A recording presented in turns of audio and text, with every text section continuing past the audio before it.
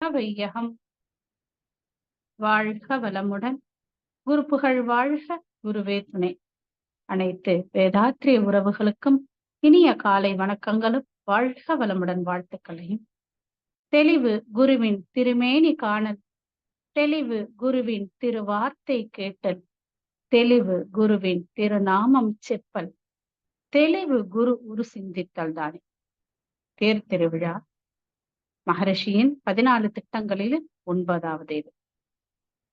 தேர் பொதுவாக கோவில்கள்ல உள்ள இறைவனை ஊர்வலமாக எடுத்து வருவதற்காக பயன்படுத்தும் வாகனம். தேருக்கு பல பேர்லாம் இருக்கு. அதுல ஒண்ணு ஊர்தி வாகனம்ங்கிறதெல்லாம். திருவிழா அப்படின்னா கோவில்கள்ல கொண்டாடப்படும் உற்சவம்.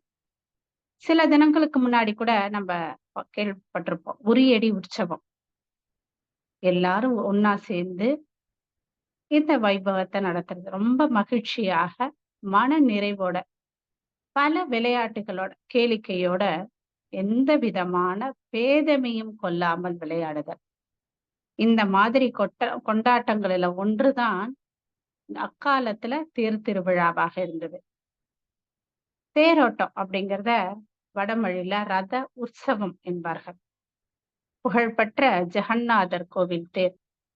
ஜெகநாதன் என்றால் பிரபஞ்சத்தின் இறைவன் என்று பெயர்.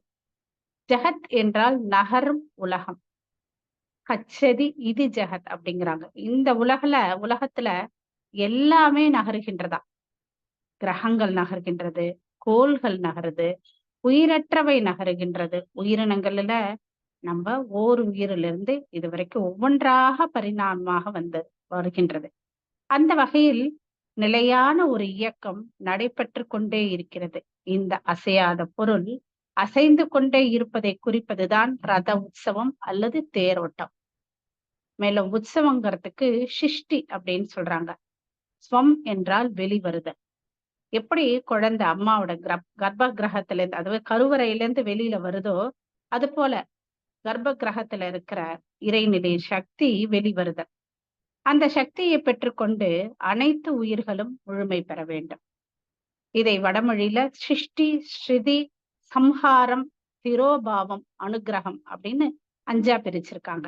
சிருஷ்டினா படைத்தல். நமது கர்ம வினைக்கு ஏற்றவாறு இந்த உடலை அதனுடைய தேவைக்காக படைத்தல். ஸ்ருதி அப்படிங்கிறது அது நிலையாக இருக்கிறதுக்காக. சம்ஹாரம் அப்படிங்கிறது இந்த உலகத்தை, சூரசம்ஹாரம் சொல்லுவாங்களே, அது மாதிரி அவனே நம்ம திரும்பி எடுத்துக்கொள்றது. இந்த பூத உடல் மறுபடியும் அந்த இறை நிலையை அடைதல். திரோபாவம் அப்படிங்கிறது மறைதல், இந்த உடலை விட்டு உயிர் பிரிதல். அனுகிரகம் அப்படின்னா நமது பாவ புண்ணியத்துக்கு தகுந்த மாதிரி இந்த உடலையும் உயிரையும் அளித்த இறைவன் நமது செயல் விளைவுக்கு ஏற்ப அனைத்தையும் அளித்து அவனுடையமே எடுத்துக்கொள்றது. இதை வைத்துதான் தேர என்ன சொன்னாங்க, அந்த காலத்துல தேர் திருவிழாவை பார்ப்பவர்களுக்கெல்லாம் கர்ம வினைகள் நீங்கிவிடும் அப்படின்னாங்க. அதோட நாட்டின் அமைதியையும் செழிப்பினையும் உண்டாக்கும் என்று குறிப்பிட்டனர். அப்படியா நடைமுறை வாழ்வுல உள்ளது? வள்ளுவர் சொல்றாரு, உருவு கண்டு எல்லாமை வேண்டும், ஒரு பெருந்தேருக்கு அச்சாணி அன்னார் உடைத்து என்கிறார். அவ்வளவு பெரிய தேருக்கு சிறிய அச்சாணி ரொம்ப முக்கியம். அச்சாணிங்கிறது அதுக்குள்ள அந்த மாற்ற கடையாணி அப்படின்னு சொல்லுவாங்கல்ல. அப்ப அச்சாணி இல்லாத தேர் முச்சான் ஒரு ஜான் கூட நகராது அப்படிங்கிறாங்க. இப்ப அச்சாணிங்கிறது நமது வாழ்க்கையில நம்ம செய்யக்கூடிய செயல் அனைத்தையும். மகாபாரதத்துல போர் முடிந்தது, தேரை விட்டு கீழே இறங்கு அப்படின்னு அர்ஜுனனுக்கு ஆணையிடுறார் கிருஷ்ண பரமாத்மா. ஆனால் எதுவுமே காதுல விழாதது போல அந்த வெற்றியோட மமதையில தேரிலேயே உட்கார்ந்திருக்கார் அர்ஜுனர். இத பார்த்த கிருஷ்ணர் அர்ஜுனன் அப்படியே பாக்குறாரு. அவருடைய உள்ளத்துல அப்படியே ஒரு சிரிப்பு சிரிச்சுக்கிறாரு. திருப்பி அர்ஜுனனை பார்த்து ஒரு ஆணையிடுறார், கீழே இறங்கு அப்படின்னு. அர்ஜுனன் உடனே இறங்கின உடனே கிருஷ்ணரும் அதுல இருந்து குதிச்சிடுறாரு அந்த தேர்ல. உடனே அந்த தேர் பற்றி எரியுது. இது அப்ப அர்ஜுனனுக்கு ஒரு ஒரு திகைப்பா கிருஷ்ணரையே பாக்குறார். அப்ப கிருஷ்ணர் சொல்றாரு, இது வரைக்கும் அந்த தேர்ல நான் இருந்தேன், அனுமனும் இருந்தாரு. இப்ப நான் இறங்கின உடனே அனுமனும் பறந்து போயிட்டார். இது வரைக்கும் அந்த அதுக்கப்புறம் அந்த தேர்ல இதுவரைக்கும் விழுந்தா எவ்வளவோ விதமான அம்புகளுடைய எதிரிகளுடைய அம்பெல்லாம் சேர்ந்துதான் இந்த தேர் இப்ப இப்ப எரிஞ்சிருச்சு அப்படிங்கிறார். அப்ப உள்ளம் என்னும் தேரை ஓட்டும் சாரதியாக இறைவனை மனதில் நிலைநாட்டினால் ஆணவம், கண்மம், மாயை என்ற மூன்றும் வராது என்ற உயர்ந்த தத்துவத்தை விளக்கியதுதான் இந்த மகாபாரத தத்துவம். கீதாச்சாரத்துல கூட 5 குதிரைகள், 5 புலன்கள், மனம், கடிவாளம், பிடித்துக் கொண்டு இருப்பது அறிவு, இறைநிலை, அதில் உள்ளவர் ஆன்மா எனவும், தேரை ஓட்டிச் செல்பவர் சரியானபடி மனம் என்ற குதிரையை இறுக்கி பிடிக்காவிட்டால் இந்த மனம் புலன் வழியாக செயல்பட்டு ஆன்மா இன்னலுக்கு உள்ளாகும் என்கிறார். உபநிஷத்துல கூட மனிதனின் உடலை தேராகவும் உயிரை தேர் தலைவனாகவும் புலன்சார் விஷயங்களை 5 புலன்கள் மூலமா நான் செய்யக்கூடிய செயலை தேரோடும் வீதியாகவும் ஊமைப்படுத்தி கூறியுள்ளார்கள். தேர பிண்ட ஸ்வரூபம் அப்படிங்கிற, அதாவது உணவால் அளிக்கப்பட்ட உடம்பு பொது அப்படிங்கிறாங்க. உடலில் உள்ள சக்கரங்கள் போன்றது தேர் சக்கரங்கள், தச வாயுக்கள் அப்படிங்கிறாங்க. பிராணன், அபானன், வியானன், உதானன், சமானன், நாகன், கூர்மன் நம்ம கண்ணுல இருக்கிற காற்று, விழித்திரை காற்று, கிரகன், தனஞ்சயன் வீக்க காற்று. அதான் இந்த தனஞ்சயன் தான் நம்ம உடலை விட்டு உயிர் போனதுக்கு அப்புறம் அந்த உடல் அப்படி பெருசா உபிக்கல அந்த காற்று அப்படின்னு சொல்றாங்க.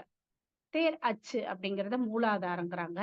மணிப்பூரகம் நாபிஸ்தானம் தொப்பில் பகுதினும், பீடத்த அநாகதம் ஹிதயஸ்தானம் அதாவது கடவுள் எழுந்தருளும் இடம் அப்படிங்கிறாங்க. அப்புறம் மேலே இருக்கிறத விஷுக்தி எனவும், தேரில் உள்ள 36 குத்துக்காலையும் 36 தத்துவங்கள், சிவ தத்துவம் 5, வித்யா தத்துவம் 7, ஆன்ம தத்துவம் 24 மொத்தம் 36 தத்துவங்களாகவும், மேல் பகுதி அக்னி என்றும் அதுக்கு மேல மூடிய பகுதிய சகஸ்ராதாரம் அப்படின்னு சொல்றாங்க. இதை அகத்திய முனிவர் தேர் இழுக்க வேண்டுமானால் குண்டலினி எனப்படும் தேரினை எண்ணங்கள் என்னும் கயிற்றால் வைராக்கியம் என்றும் வலிமையால் மேலே ஏற்றி மூலாதாரம் என ஒவ்வொரு மையமாக கடந்து சகஸ்ராதாரத்திற்கு கொண்டு வந்து அங்கேயே நிலைநிறுத்த வேண்டும் என்கிறார். இறை உணர்வு பெற விரும்புபவர்கள் இந்த தேரை தான் மேலும் கீழுமாக அசைத்து உள்கடந்து செல்ல வேண்டும் என்கிறார். தேரை கோவிலில் கருவறையின் மறு உருவமாக கருதப்படுகின்றன.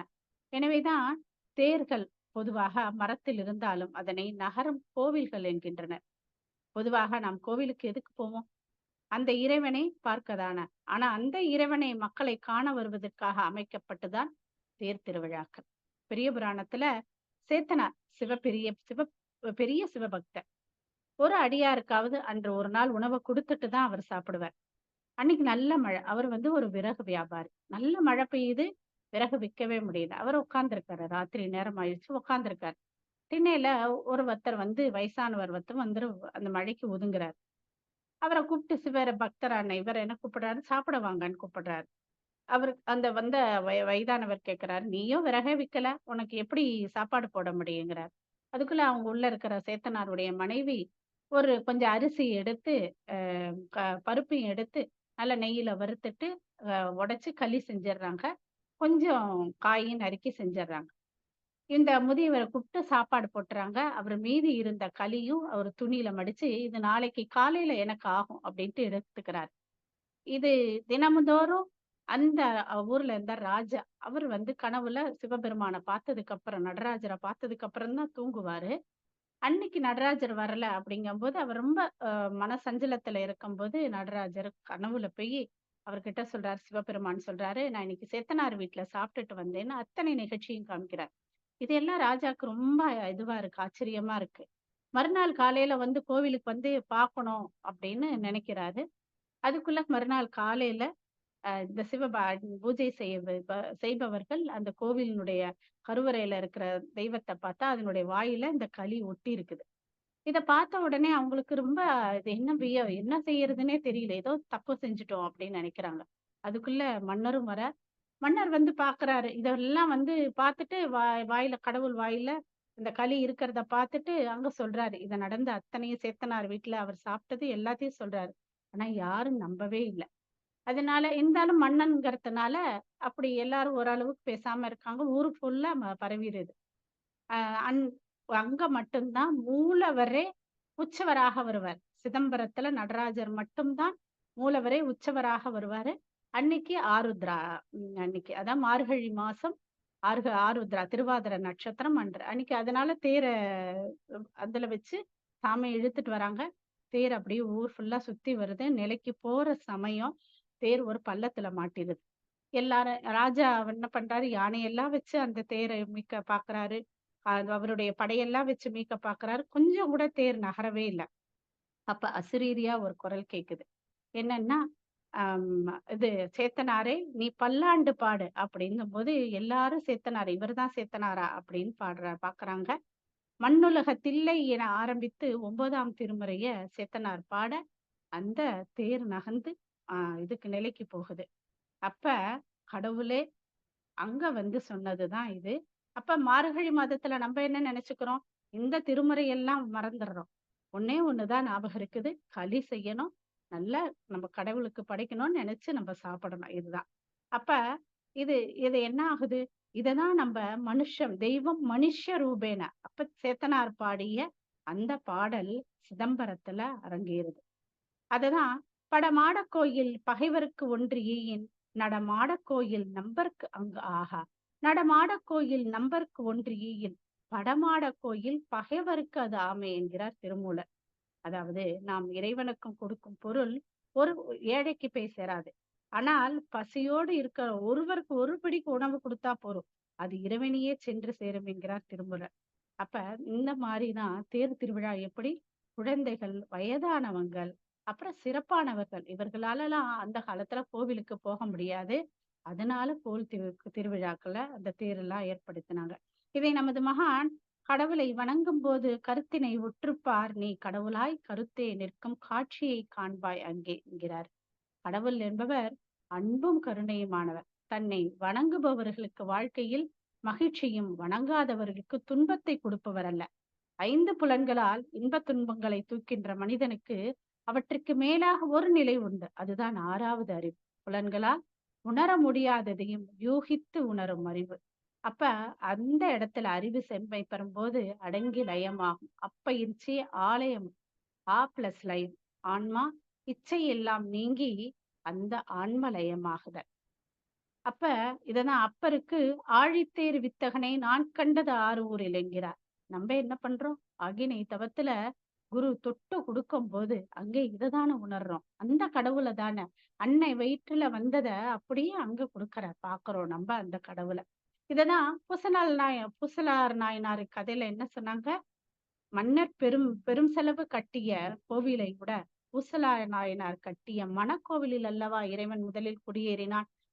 அப்ப பெரும் பெரும்பாலான காலத்துல அதாவது மன்னர்கள் காலத்துலதான் இந்த மாதிரி தேரெல்லாம் பழைய காலத்து கோவில்களுக்கெல்லாம் கொடுக்கப்பட்டது. மேலும் பக்தியில மனம் கனிந்த சில அரசர்கள் தான் மட்டும் தேர வச்சுக்க கூடாது அப்படிங்கிறதுக்காக தான் விரும்பும் அந்த கடவுளுக்கும் அதை அலங்காரம் செய்து ஊர்வலமாக எடுத்து வருவதற்காக தேரை கொடுத்தார்கள். அதோடு மன்னர்கள் அவர்கள் ஆளும் நிலப்பரப்புக்கு ஏற்ப யானை, குதிரை, தேர், காலார் படைகளை வைத்திருந்தனர். அவை அனைத்திற்குமே தேர் வந்து ரொம்ப அவசியம். அதனால மேலும் கோவில்கள்ல அதனால என்ன பண்ணாங்க? தேர தச்சு தொழில் அந்த காலத்துல ரொம்ப சிறப்பானதாக வளர்ச்சி அடைந்தது. மேலும் கோவில் கருவறைகள் எல்லாம் கூட தேர் போன்று அமைத்தனர். அந்த அத தான் இப்பவும் அந்த அப்படிங்கிற அஸ்வம், கஜ பூஜை என பூஜை முறைகளாக உருவாக்கினார்கள். அதையே திருவிழா சமயத்தில் மாடு ரதத்தை இழுப்பது போல கோரதம் என்று அமைத்தனர்.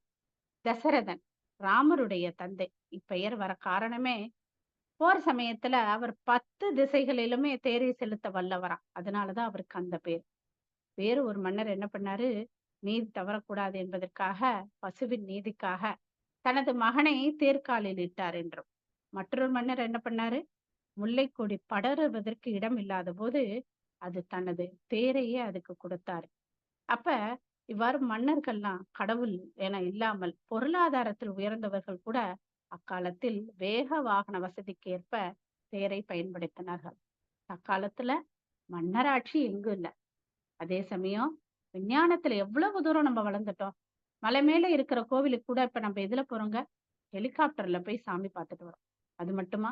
விண்வெளியில 20 வருடங்களுக்கு முன்னாடி போன கல்பனா சாவ்லாவ நம்மளால காப்பாற்ற முடியல.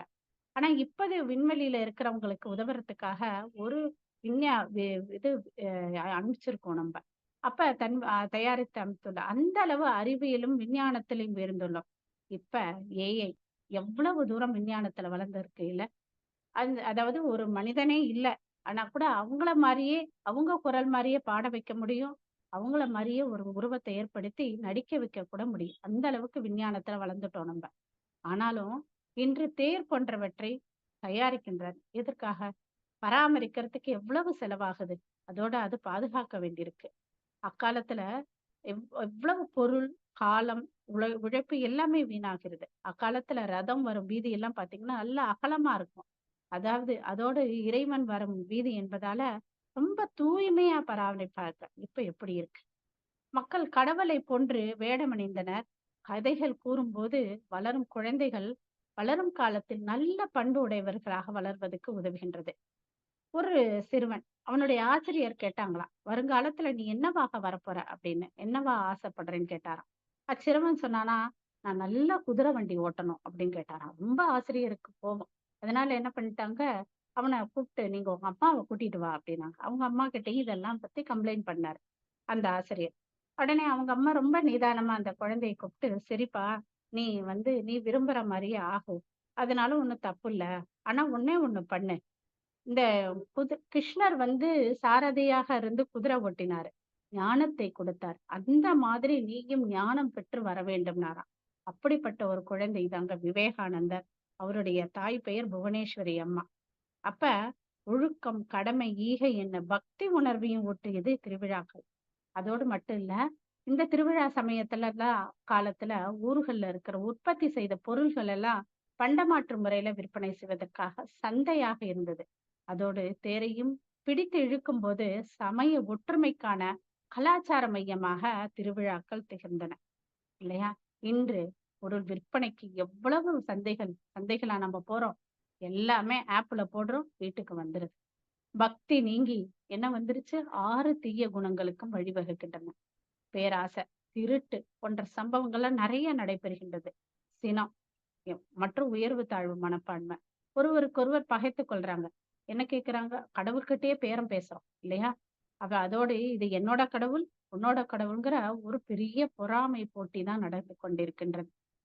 அப்ப இது என்ன ஆகுது? வஞ்சம் வரைக்கும் சென்று விடுகிறது. அதோடு உயர்ந்த நீதி கதைகளை கொடுத்த விழாக்களில் பெண்களையும் வைத்து சண்டை. இது எவ்வளவு பெரிய சமுதாய சீர்கேடு பாருங்க. இந்த சமுதாயத்தில் நடக்கும் ஒவ்வொரு தவறுக்குமே நாம் அனைவருமே காரணமாகின்றோம். உண்மைதானே? இது ஒரு நடந்த கதைங்க. இப்பொழுது அதாவது ஒரு ஊர்ல ஒரு கோவிலுக்கு ரொம்ப காலமா தேரே கிடையாது. நான் சொல்றது ரொம்ப வருஷமெல்லாம் இல்ல. ஒரு 15 வருஷங்களுக்கு முன்னாடி நடந்தது தான் இது. அந்த கோவில்ல தேர் உருவாக்கினாங்க. உருவாக்கி தேர் திருவிழா. தேர் திருவிழாங்கும்போது எல்லா போக்குவரத்தையும் தடை செய்துட்டாங்க. அந்த கோவில் அந்த தேர் வர வழி எல்லா இடத்துலயும் போக்குவரத்து தடை செய்யப்பட்டு விட்டது. அதோடு மின்சாரமும் நிறுத்திட்டாங்க. தேர் வீதி விழா நடைபெற்றுக் கொண்டிருக்கிற சமயம், ஒரு பள்ளத்துல தேர் சக்கரம் மாட்டிக்கிச்சு. அப்ப தேர வீதியில வடம் பிடிச்சு இழுத்துட்டு வந்தவர்ல ஒருத்தரு என்ன பண்ணாரு, அவர் பக்தி மார்க்கத்துல ரொம்ப இதுங்க. ரொம்ப அவ்வளவு பக்தி மார்க்கம். அந்த ஊரே அவர அவர அவ்வளவு போற்றுவாங்க. அந்த அளவுக்கு பக்தி மார்க்கத்துல ஈடுபட்டிருந்தார். அந்த தேர் மாற்றின அதிர்ச்சி சடன் அட்டாக்ங்க. Heart attack. அப்ப கரண்ட் இல்ல. எந்த வீதி வழியாவும் போக முடியாது. ஒரு மாதிரி கஷ்டப்பட்டு அவங்க குடும்பம் டாக்டர்ட்ட கூட்டிட்டு போனா, டாக்டர் என்ன சொன்னாங்கன்னா, "ஒரு 10 நிமிஷத்துக்கு முன்னாடி வந்திருந்தா காப்பாத்திருக்கலாமே" அப்படின்னாங்க. எவ்வளவு பெரிய இழப்பு. திரும்ப பெற முடியாத இழப்பு. இல்லையா? அப்ப எனவே இது போன்றவை தற்காலத்திற்கு தேவைதானா? அதுதான் மகான் என்ன சொல்றாரு, "பொத்தலுள்ள பாத்திரத்தில் நீர் சேமித்தால் போக்கின் அளவிற்கேற்ப குறையக் காண்போம்."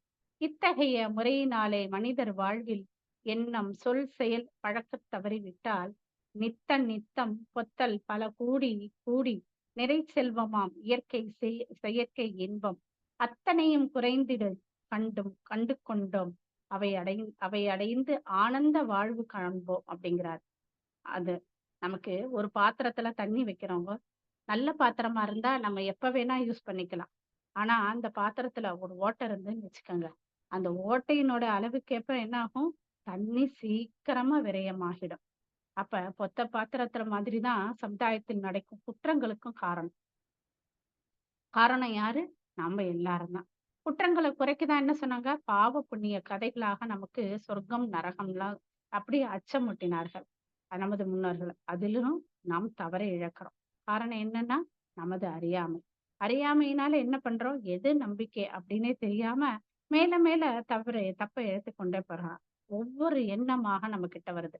எவ்வளவு எண்ணங்கள் தூய்மையற்ற எண்ணங்களாக இருக்கிறது.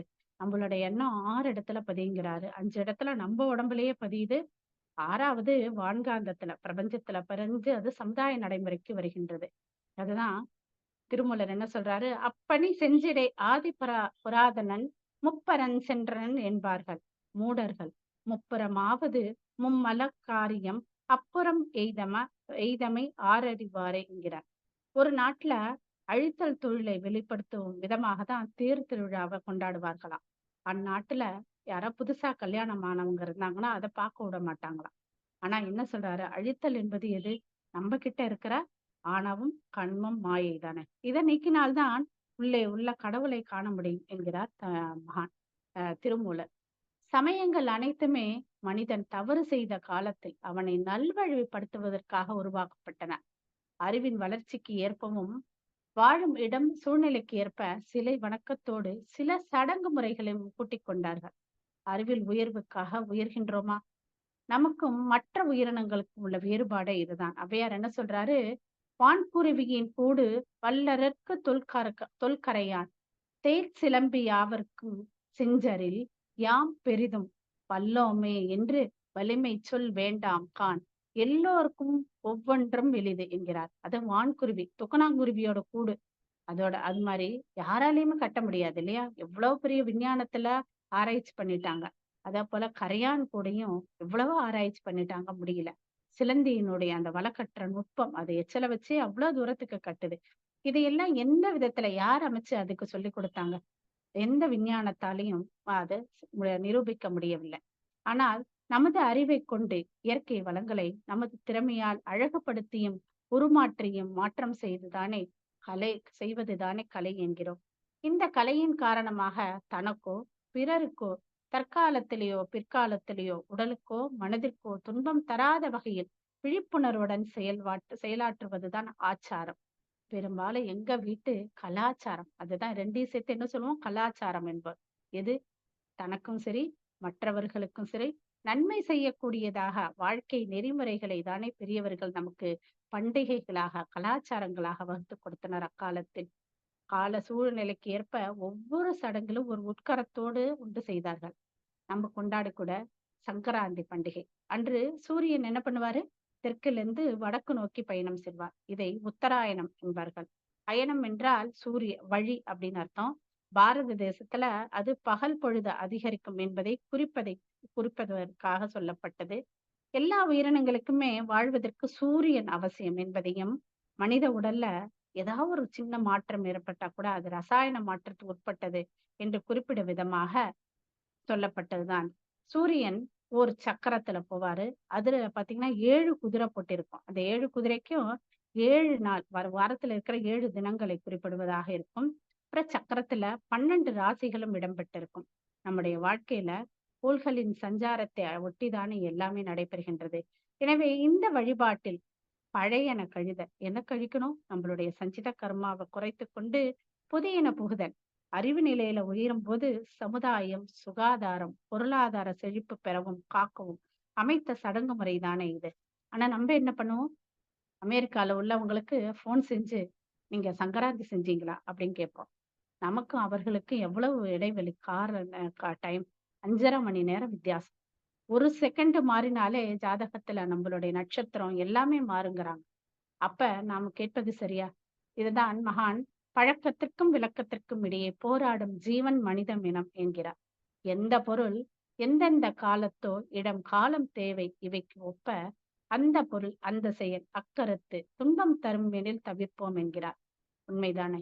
எந்த விதத்திலே உயர்ந்து வருகிறோம்? எந்த விதத்தில எல்லாமோ உயர்ந்து வருகிறோம். இந்த மாதிரியா விழாக்கள் வைத்து கடவுளுக்கு நாம் கொடுக்கும் பொருள்கள் என்னவாகின்றது? என்ன செய்ய போகிறோம்?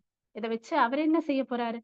கேஷ் கொடு. கேஷ்லெஸ் காசே இல்லாத உலகம் ஆயிடுச்சு. இந்த இந்த உலகத்துல பணம் எங்க இருக்கு? ஒரு ரூ. 100க்கு கூட சில்லற மாத்தவே முடியல. பணமே இல்ல. அதாவது கேஷாகவே இல்ல. ஆனா நம்ம என்ன பண்றோம்? அந்த கடவுளுக்கு கேஷ கொண்டு போய் போடுறோம். பணத்த கொண்டு போய் போடுறோம். பொருள கொண்டு போய் போடுறோம். இதெல்லாம் பார்த்தா நம்ம அதையே என்ன போட்டுட்டு என்ன செய்வோம்? வாசல்ல தள்ளுவண்டி கிட்ட வரவங்களுக்கு ரூ. 2க்கு பேரம் பேசுவோம். கொஞ்சம் குறைச்சு தரியான்னு. ஆனா மாலுக்கு சென்று ஏசிக்கும் சேர்த்து பணம் குடுத்து வருவோம். அப்ப நம்மை பார்த்தா நமக்கே நகைப்பு வருகிறது அல்லவா? அப்ப குற்றவாளி, பாவி என்று யாரும் இல்லை உலகிலே. குறைகளுக்கு காரணமோ பழைய சமுதாயம் என்கிறார் மகரிஷி. மனிதன் என்பவன் தான், சமுதாயம், இயற்கை என்ற 3ன் கூட்டுதான். இந்த இந்த 3 கூட்டுல ஒரு கூட்டுல ஒரு பிரிவு ஏற்பட்டா கூட, ஒரு விரிசல் வந்தா கூட அது 3யுமே பாதிக்கும். அப்ப இந்த உணவுக்காக இந்த கூட்டுல பிரிவுபடாம இருக்கணும் அப்படின்னா, உணவுக்காக பிற உயிரினத்தை உண்டு வாழ்தல் கூடாது. பிறர் வளம் பறித்தல் கூடாது. பிறர் சுதந்திரத்தில் தலையிடக்கூடாது. அப்படி இருக்கும்போது, இப்படி செய்தா என்ன பண்றாங்க? நமக்கு பாவம் எனும் துன்பம் தரும் அப்படின்னாங்க. இத போக்குறதுக்காக தான் நம்மள எல்லாம் என்ன போ சொன்னாங்க? காசிக்கு போ, வாரணாசிக்கு போ அப்படின்னாங்க. அந்த காசிங்கிறது என்னங்க? நம்மளுடைய புருவ மையம். ஆனா அவங்க அந்த காலத்துல காசிக்கு போனது ரொம்ப தூரம் போவாங்க. பயணம் ரொம்ப கஷ்டமா இருக்கும். திரும்பி வரமாட்டாங்க. அதே இறை சிந்தனையோட இருப்பாங்க. நம்ம காலையில போயிட்டு ஈவினிங் வரோம். ஆனா, உள்ளொளியே பூரித்து ஒருமையுடன் குரு நெறியில் பழகும்போது, உள்ளொளியே பூரித்து மூலமாகும். அருவ நிலையாம் அந்த ஆதி உருவாய் வந்த அத்திவித ரகசியம் உணர்வாய் கிட்டும். தவத்துல அனைத்து உற்சவம் நம்ம அங்க நல்லா உள்கடந்து நாம செய்தோம்னா, அங்க என்ன பண்ணலாம்? அங்கேயே அனைத்து உற்சவங்களையும் நாம் செய்து விடலாம் தானே. திருமூலர் உள்ளம் பெருங்கோவில் ஊனுடம்பு ஆலயம் என்றார். இதை உணர்ந்தால்தான் அறிவின் வழி வாழ்தலாகும். இல்லையெனில் நம்மை நாமே கேட்டுக்கொண்டேதான் இருக்க வேண்டும். வாய்ப்பளித்த அனைவருக்கும் நன்றி. வாழ்க வளமுடன், வாழ்க வளமுடன், வாழ்க வளம்.